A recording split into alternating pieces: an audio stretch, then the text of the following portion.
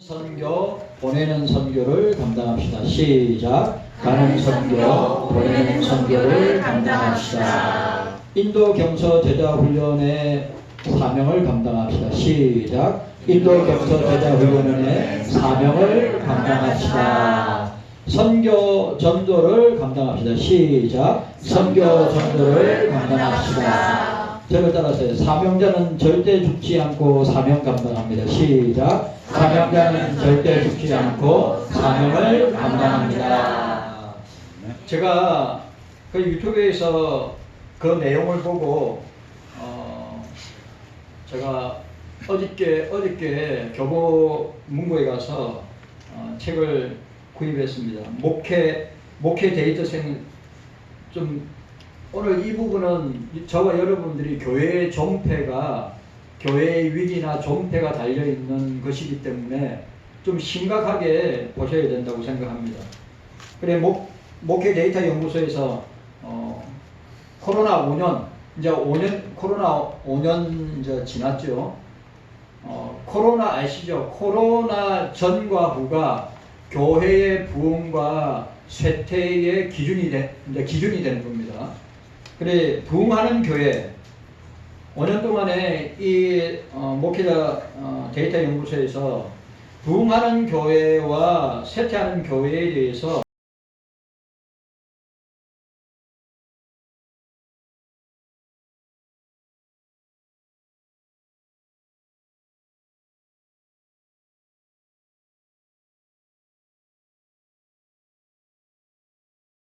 (30명) 미만 교회, 30명 미만 교회 가운데 부흥하는 교회, 쇠퇴하는 교회, 30명부터 50명 미만의 교회가 부흥하는 교회, 쇠퇴하는 교회, 그리고 100명 미만의 교회가 부흥하는 교회, 쇠퇴하는 교회, 그리고 500명 미만의 교회가 부흥하는 교회, 쇠퇴하는 교회라 데이터를 했어요.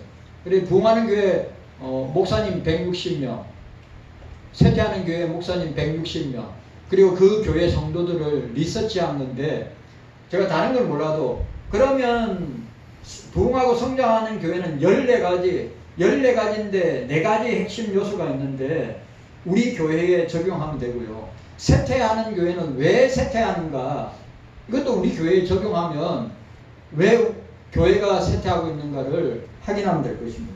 자, 첫 번째로 부흥하는 교회는 14가지가 있는데 4가지 핵심이 있습니다. 첫 번째, 사역 참여 문화. 첫 번째, 봉사자의 수가 증가하는 것.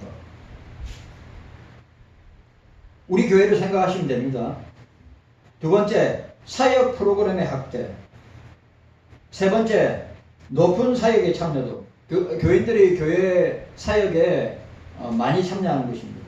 네 번째, 평신도 사역의 활성화. 일반 성도들의 사역이 활성화되어 있다는 겁니다.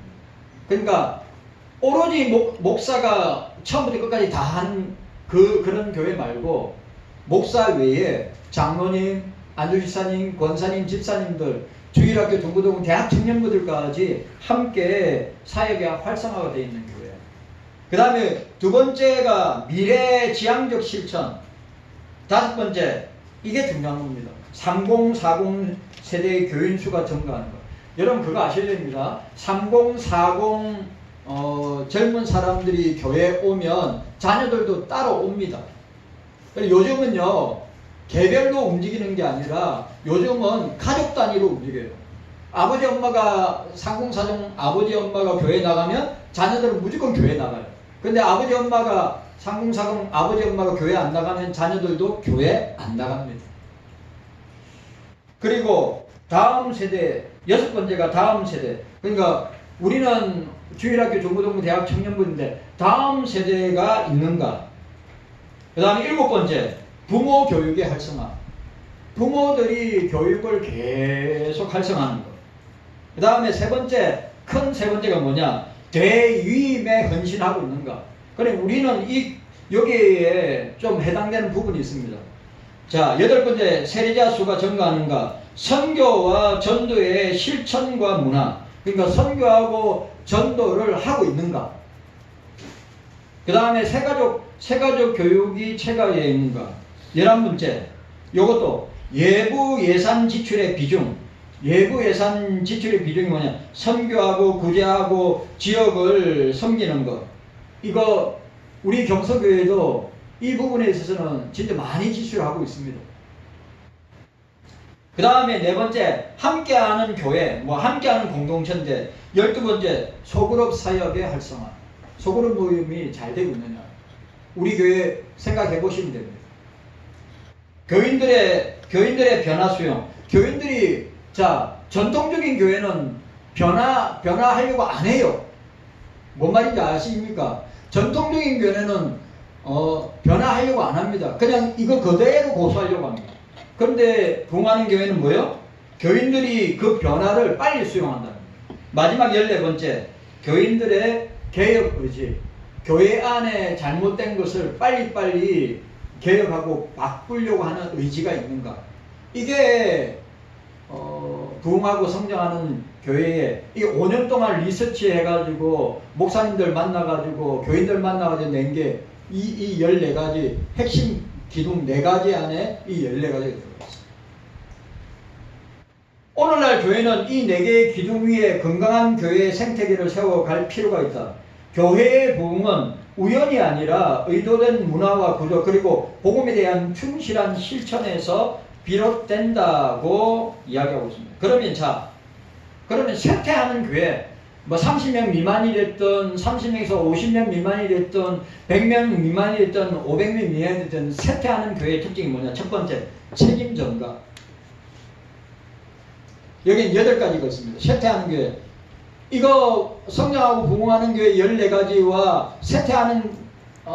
쇠퇴하는 교회의 8가지 가운데 우리 교회는 어떤 위치에 있는가를 생각하면 됩니다. 쇠퇴하는 교회 첫 번째, 책임 전가. 누구한테 떠넘기는 겁니다. 그 다음에 교회 내 갈등과 대립,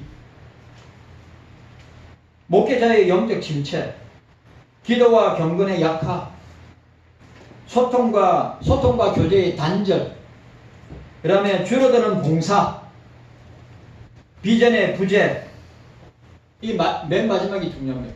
허리 세대의 잃어버린 허리 세대. 이 잃어버린 허리 세대가 뭐냐면 30대, 40대를 이야기합니다. 우리 경서교회도 우리 인도 경서 제자 훈련연 15주년을 맞이해서 이 선교의 사명을 감당할 때 교회가 부흥하고 성장합니다. 주님의 지상 대명령을 감당하지 못한다면 교회는 절대로 성장하거나 부흥할 수가 없습니다. 여러분, 선교하고 전도하지 않는 교회 다 쇠퇴했습니다. 아시죠? 선교하지 않는 교회, 전도하지 않는 교회 다 쇠퇴했습니다. 유럽교회 보세요. 유럽교회 선교 안 합니다. 전도도 안 합니다. 유럽교회가 온 세계에 선교하고 전도할 때 유럽교회는 부흥의 시대였습니다. 미국교회는 어떻습니까? 미국교회도 마찬가지입니다. 미국교회도 많이 쇠퇴했습니다. 선교하고 전도 세계에서 가장 많이 하는 나라가 미국이었습니다. 그런데 쇠퇴했죠. 한국교회가 바톤을 이어받아서 세계에서 제일 선교 많이 하는 교회가 랭킹 1위가 우리나라입니다. 이제. 그런데 가고 있다고 하는 사실을 우리가 기억해야 합니다. 불신자와 그리스도인의 차이점이 무엇이라고 생각하십니까? 그것은 인생의 삶의 목적이 다르다고 하는 것입니다. 맞죠? 불신자들은 돈 때문에, 명예 때문에, 쾌락 때문에, 외모 때문에, 권력 때문에 삽니다. 그러나 예수 믿는 저와 여러분들은, 경서인들은 사명 때문에 사는 것입니다. 오늘 우리가 읽었던 본문의 내용처럼 저와 여러분들이 이 사실을 꼭 기억해야 합니다. 자, 우리가 성경에서 사도 바울을 떠올리면서 생각나는 이미지가 무엇입니까? 무엇이라고 여러분 생각하십니까? 예수에 미친 사람, 십자가에 미친 사람, 선교와 전도에 미친 사람, 영혼 구원에 미친 사람, 그리고 뭐가 있겠어요? 사명에 미친 사람. 미쳐야죠. 사도행전 26장 24절 이하에 베스도 총독 아그리파 왕과 베스도 총독이 뭐라고 이야기했으면 바울아 네가 미쳤도다. 그래 그 이해로 쭉 본 나는 정신이 온전한 사람인데 내보고 미쳤다고 한다면 여기 있는 모든 사람이 나와 같이 예수께 미치기를 바랍니다. 네. 사도 바울이 주님이 말했어요. 너는 내가 택한 그릇이라. 내가 이방의 선교를 이방의 영혼들을 구원하는 이 일을 내가 너를 선택하였다. 네가 왕들 앞에 총독들 앞에 귀족들 앞에 노예들이나 그리고 평민들 앞에 모든 사람들 앞에 서서 예수 그리스도의 복음을 전파할 것이다. 여러분 미쳐야 합니다. 미쳐야죠. 이 시대는 미친 시대가 아닙니까? 이 시대는 매드 에이지 미친 시대요. 미친 세대가 아닙니까? 그런데 오늘 예수 믿는 사람이 어떻게 돈에 미치고 권력에 미치고 명예에 미치고 쾌락에 미치고 어떻게 세속적이고 인본주의적인 것에 미칠 수 있습니까? 오늘 사도 바울처럼 예수께 미쳐야 되고 영혼 구원에 미쳐야 되고 선교와 전도에 미쳐야 되고 사명에 미쳐야 되지 않겠습니까? 미치지 않고서는 이 시대는 살아갈 수 없다고 하는 사실을 우리가 기억해야 합니다. 자, 따라합시다. 사명에 미쳐야 합니다. 사명이 뭡니까? 복음 전하는 이 사명입니다. 선교하는 것이 사명입니다. 전도하는 것이 사명입니다. 여러분 돈 버는 거, 직장 생활하는 거 그거는 우리가 우선순위를 따지면 첫 번째가 아닙니다. 그런데 이 시대의 사람은 오늘 이 시대의 사람들뿐만 아니라 이 시대의 교회와 이 시대의 교인들에게 전부라고 한다면 세상이 전부이고 세상 속에서 돈 버는 것이 전부라고 생각하면서 사는 시대를 우리가 살고 있단 말이죠. 그런데 사도 바울은 그것이 아니라 뭐예요? 나는 사명에 미쳤다. 나는 예수께 미쳤다. 나는 복음에 미쳤다. 나는 영혼 구원에 미쳤다. 라고 하는 것을 우리에게 각인시키고 있는 것입니다. 성도 여러분들은 저와 여러분들 성도 여러분들은 예수 그리스도의 복음의 사명 때문에 살고 사명 때문에 죽는 자가 되어야 됩니다. 왜냐하면 사도 바울이 예수 그리스도의 복음의 사명 때문에 살다가 사명 때문에 죽은 사람이기 때문입니다.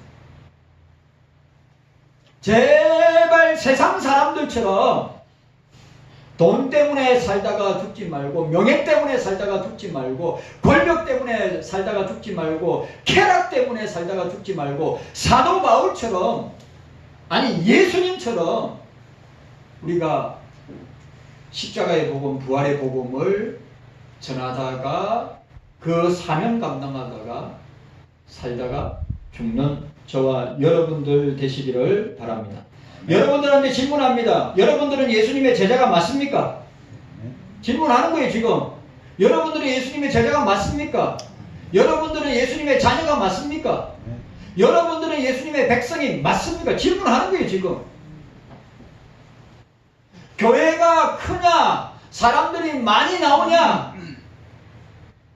만약에 주님이 그걸로 평가한다면 우리 경서교회는 수혜칠 가치가 없는, 우리 경서교회는 명함도 내밀지 못하는 그런 형국이 아니겠어요? 그러나 주님은 절대 그렇게 판단하거나 그렇게 말씀하지 않습니다.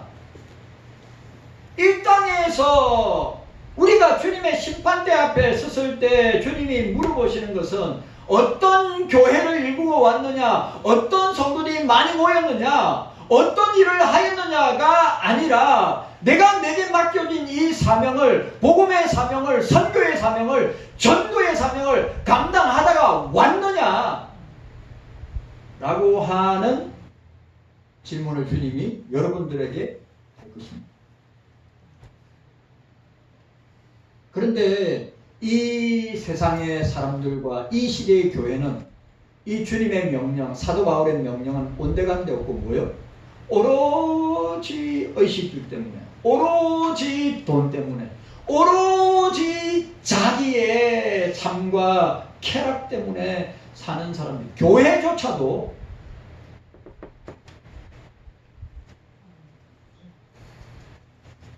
자, 오늘 본문에 보시기 바랍니다.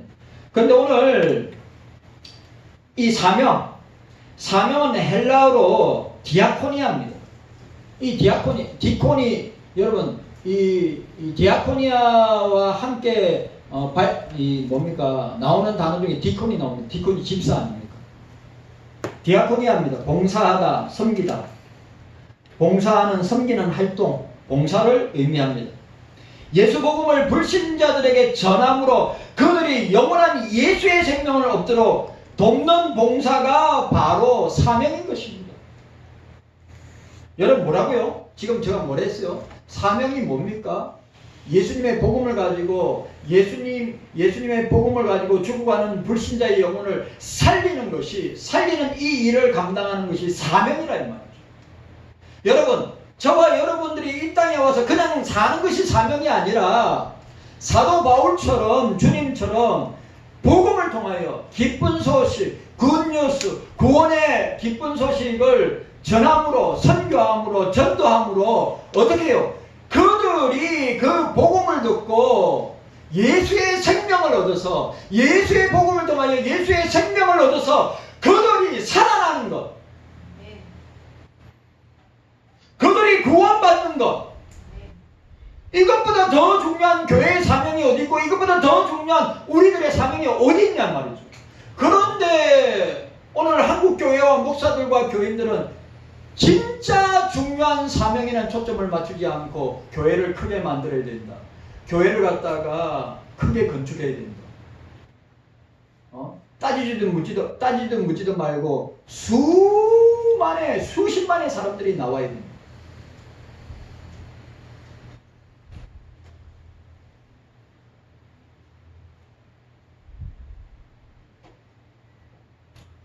선교와 전도의 사명이 우리가 가져야 될 가장 크고 중요한 사명이다. 왜 예수님이 이 땅에 오셨는가? 전도하러 오셨어요. 또 예수님은 이방 지역에 가셔서 선교도 하셨어요. 전도도 하셨고 선교도 하셨습니다. 예수님의 마지막 유언과 마지막 명령, 위임 명령이 뭡니까? 마태복음, 마가복음, 마태, 마가, 누가, 요한, 사도행전까지 다 예수님이 성천하시기 전에, 하늘로 올라가시기 전에 대위임 명령, 그레이트 커미션, 대위임 명령이 뭡니까? 선교의 사명이고 전도의 사명 아닙니까? 그런데 교회가 안 하려고 해요. 교회가 안 하려고 합니다. 목사와 교인들이 안 하려고 합니다. 물질도 들어가고 시간도 들어가고 기도도 들어가고 땀도 들어가고 다 들어가야 됩니다. 그런데 우리 경속교회는 제가 있는 동안에는 교회 형편 알죠? 여러분들의 형편 알죠? 그럼에도 불구하고 선교해야 합니다. 그럼에도 불구하고 전도해야 됩니다. 아멘. 그럼에도 불구하고 구제해야 합니다. 아멘. 저와 여러분들이 조금 덜 쓰더라도 선교를 위해서, 전도를 위해서, 영혼 구원을 위해서, 그리고 지역의 교회 밖에 어려운 영혼들을 위해서 섬기고 돕고 베푸는 이 일을 우리는 주님 오실 때까지 감당해야 된다고 하는 사실을 저와 여러분들이 기억하셔야 합니다. 자, 첫 번째로 오늘 바울의 선교 사명입니다. 자, 오늘 본문 말씀 함께 읽도록 하겠습니다. 우리 본문 말씀 함께 읽도록 하겠습니다. 우리 함께 읽도록 하겠습니다. 24절 말씀. 24절 함께 읽습니다. 함께 읽습니다. 시작. 나의 다리를 가리키가 주 예수께 받은 사명 곧 하나님의 은혜의 복음 전가하는 일을 마치려 하며 나의 생명을 조금도 귀한 것으로 여기지 아니하노라. 아멘. 오늘 우리가 첫 번째로 생각할 게 뭐냐? 선교의 사명으로 선교의 사명으로 사는 사람은 일사각오로 죽음을 초월한단 말이죠. 오늘 본문 보세요. 뭐라가 되어 있는가? 나의 달려갈 길과 나의 달려갈 길, 주 예수께 받은 사명. 그 사명이 뭐냐? 하나님의 은혜의 복음, 예수 복음을 전가하는 일을 마치되 나의 생명을 조금도 귀한 것으로 여기지 아니한다고 하였습니다. 사명자인 사도 바울은 사명을 위해서 자신의 생명을 조금도 귀한 것으로 여기지 않는다고 했습니다. 여기에 자 따라합시다. 따라합시다. 조차. 오늘 본문에 보시기를 바랍니다. 뭐라고 되어 있습니까? 나의 달려갈 길과 주 예수께 받은 사명 곧 하나님의 은혜의 복음을 전가하는 일을 마치려 하며 나의 생명을 조금도 귀한 것으로 여기지 아니하노니 라고 했습니다.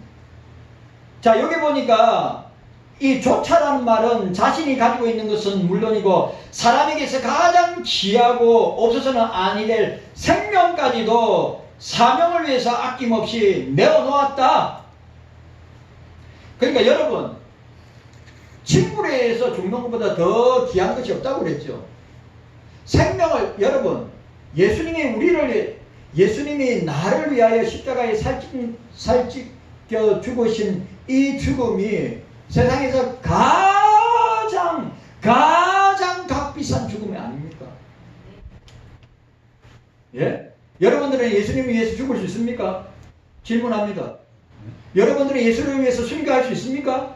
예수님은 내 죄 때문에 죽으셨는데 나는 주님을 위해서 이 선교 사명과 전도 사명을 감당하다가 진짜 주를 위해서 아니 이 말세의 때 이 마지막 때에는 우리가 교회와 저와 여러분들이 역사의 코너에 몰리면 순교를 해야 되는 시대가 오게 될 것인데 과연 순교할 수 있느냐? 라고 하는 것입니다. 생명을 준다는 것. 예수님이 나를 위해서 생명을 주셨는데 그럼 여러분들은 예수님을 위해서 생명을 줄 수 있습니까? 근데 사도 바울은 예수의 복음을 위해서 예수님의 사명을 위해서 자기 생명을 드렸습니다. 그러니까 선교의 사명을 감당하는 사람은 일사각오로 죽음을 초월하여서 순교의 각오로 여러분 일사각오나 순교의 각오로 예수 믿는다면 여러분 우리에게 아무리 어려운 시험이나 환난이나 고난이나 핍박이 온다 하더라도 이길 수 있어요 없어요? 이길 수 있어요 없어요? 이길 수 있죠. 그런데 요즘 한국교회와 교인들은 그냥 포기합니다.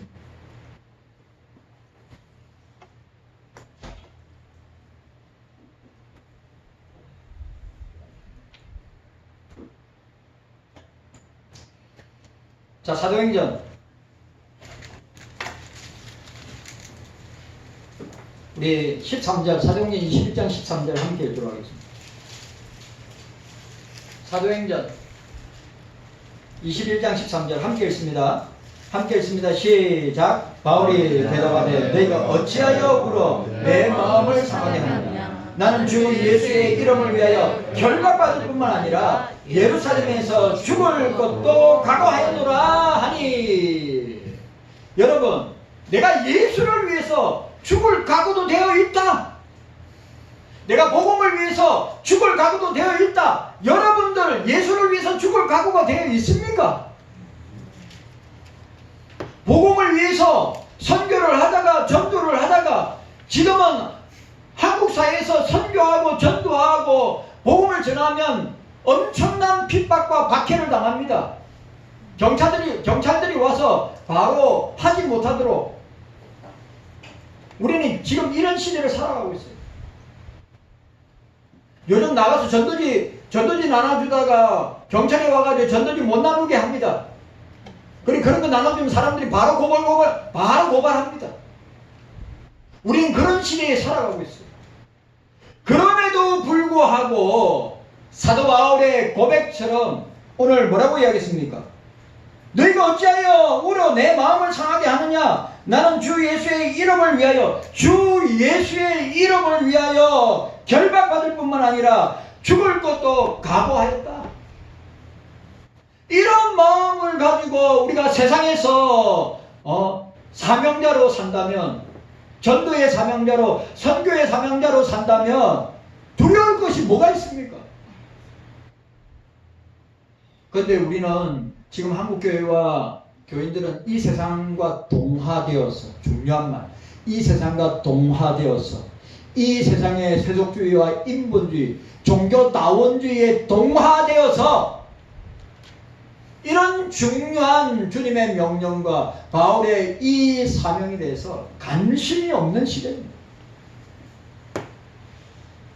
과연 한국교회가 교회 밖에 있는 영혼들에게 관심이 있을까? 한국교회가 선교지에 있는 영혼들 관심이 있을까? 오늘 우리 경서교회가 매일같이 이야기하듯이 빈자리 채워달라고 이야기하면서도 우리가 교회 밖에, 경서교회 밖에 있는 영혼들에게 관심을 안 가지고 영혼들에게 복음을 전하지 않는다면 빈자리 채워질 것 같습니까?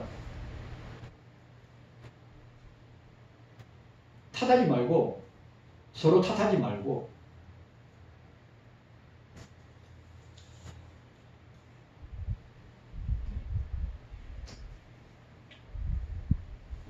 나는 주 예수의 이름을 위하여 결박당할 뿐만 아니라 죽을 것도 각오하였노라.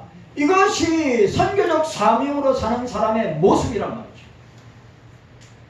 이것이 사명으로 사는 사람은 언제든지 어디서나 예수 복음을 위해서 어떤 이유로든지 일사각오, 죽을 각오, 순교의 각오로 사는 사람으로 나타나게 될 것입니다.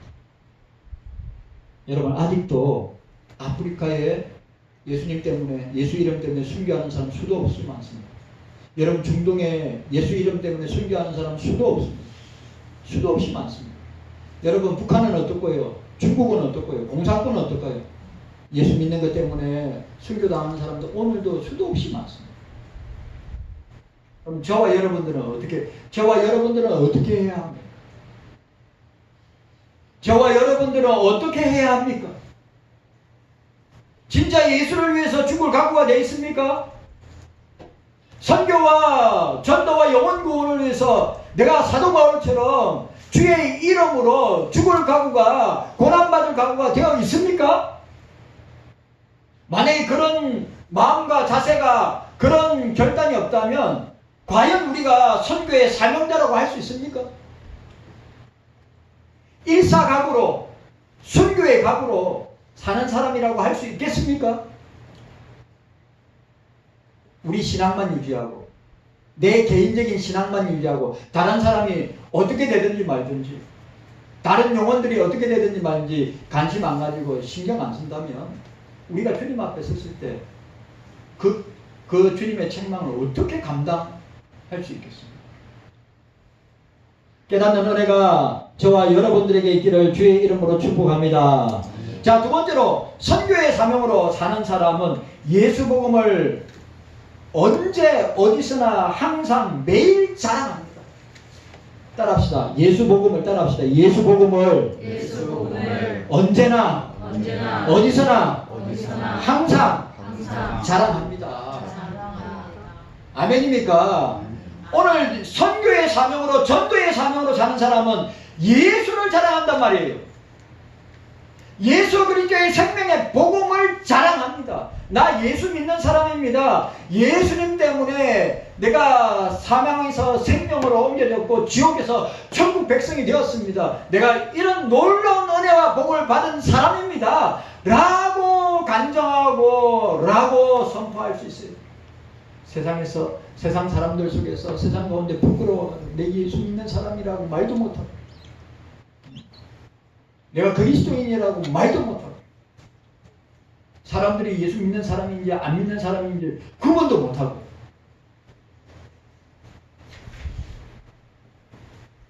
자, 2장 20절 우리 함께 읽도록 하겠습니다. 자, 함께 읽습니다. 2장 20절. 2장 20절입니다. 함께 있습니다. 20장 사도행전 20장 20절 말씀입니다. 사도행전 20장 20절 말씀 시작. 유익한 것은 무엇이든지 공중 앞에서 각 집에서나 거리낌 없이 너희에게 전하여 가르치고 라고 했습니다. 선교적 사명으로 사는 사람은 예수의 복음을 부끄럽지 아니하고 가르치고 선포하고 전하였습니다.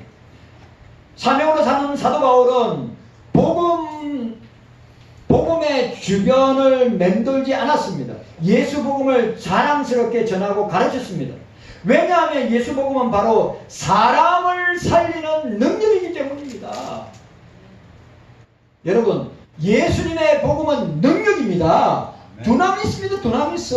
두나미스 뭡니까? 폭발하는 다이너마이트의 의건이 두나미스 아니에요. 다이너마이트의 의건이 폭발하는 힘이 바로 예수님의 복음의 능력이라. 예수의 이름의 능력이라. 네. 한국교회가 뭘 잃어버렸냐 하면 예수의 이름을 잃어버렸어요. 한국교회가 예수의 이름의 능력을 잃어버렸고 예수 그리스도의 복음의 능력을 잃어버린 뭐예요? 껍데기. 유럽교회가 미국교회가 한국교회가 그렇게 코로나 이후에 그렇게 가고 있다고 하는 것입니다. 자, 오늘 보시기 바랍니다. 이 꺼리낌, 여기 보니까 20절에 뭐라고 했어요? 꺼리낌 없이라고 했습니다. 이 꺼리낌이란 말은 움츠리다, 물러나다 라는 말인데, 꺼리낌 없이 전했다는 말은 누구 앞에서나 당당하게, 학생들 앞에서나, 요즘 아시죠? 요즘 중학생, 여러분, 요즘 제일 무서운 세대가 어떤 세대인지 압니까? 중고등부 애들이에요. 왜냐하면 전도하러 나가죠. 얼마나 전도하는 사람들 조롱하고 조사하고 비아냥대는지 몰라요. 진짜 농담 아닙니다. 여러분, 초등학생들도 마찬가지예요. 저는 어른들보다 더 무서운 애들이 초등학생들, 중고등학생들. 왜 전도하러 나가면 막 비아냥거리고 막 뭡니까? 전화번호 알려주는 것도 거짓말로 알려주고 얼마나 놀리는지 몰라요. 우리가 그런 시대에 살아가고 있어요. 꺼리낌 없이 누구 앞에서나, 세상 속에서나, 직장 속에서나, 사업장이나 가정이나 학교나 삶의 현장에 꺼리낌 없이. 또 여러분들한테 또 질문합니다. 여러분들은 세상 속에서 꺼리낌 없이, 바울이 고백하고 있는 꺼리낌 없이 예수를 증거하고 있습니까? 예수의 이름을 증거하고 있습니까? 예수의 복음을 증거하고 있습니까? 오늘 사도 바울은 뭐라고요? 이 선교의 사명, 전도의 사명을 받은 바울은 왜요? 예수의 이름과 예수의 복음을 부끄러워하지 아니하고 언제 어디서나 항상 매일 자랑스럽게 그리스도의 이름을 선포했다. 내가 또 이야기합니다. 교회 안에서 예수님 자랑하면 뭐합니까? 교회 안에서 예수님 잘 믿는다고 이야기하면 뭐합니까? 교회 안에서 내가 빛과 소금으로 잘 살고 있다고 말하면 뭐합니까? 우리 주님은 세상 속에서 그렇게 살 것을 우리에게 명령하고 계십니다. 네.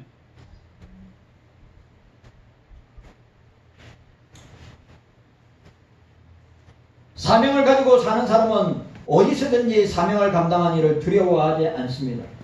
누구 앞에서든지 담대하게 예수 복음을 전합니다. 사도 바울은 왕 앞에서도, 총독 앞에서도, 노예들 앞에서도, 또 자유인들 앞에서, 유대인들, 헬라인들, 이방인들 앞 사람을 가리지 않고 그리스도의 이름을 선포하고 그리스도의 복음을 선포해요. 우리 경서교회 성도 여러분들도 사람을 가리지 않고, 때를 가리지 않고, 장소를 가리지 않고, 어린아이부터 노년에 이르기까지 우리가 입을 벌려서 오늘 사도 바울처럼 꺼리낌 없이, 세상 두렵지요. 요즘은 사람들이 두려워요. 세상 두려워요. 요즘 주일학교 중고등부 애들이 어른들보다 더 두려워요. 그런데 사도 바울은 꺼리낌 없이 복음을 전파하였다. 로마서 11장 16절 오직 의인은 믿음으로 말미암아 살리라.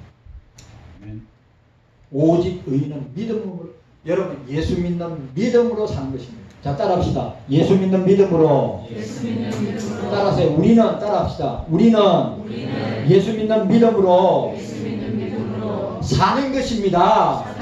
다른 것으로 사는 것이 아니라 예수 믿는 믿음으로 사는 것이라. 예수의 이름의 능력으로 사는 것이라. 예수 그리스도의 복음의 능력으로 사는 것이라.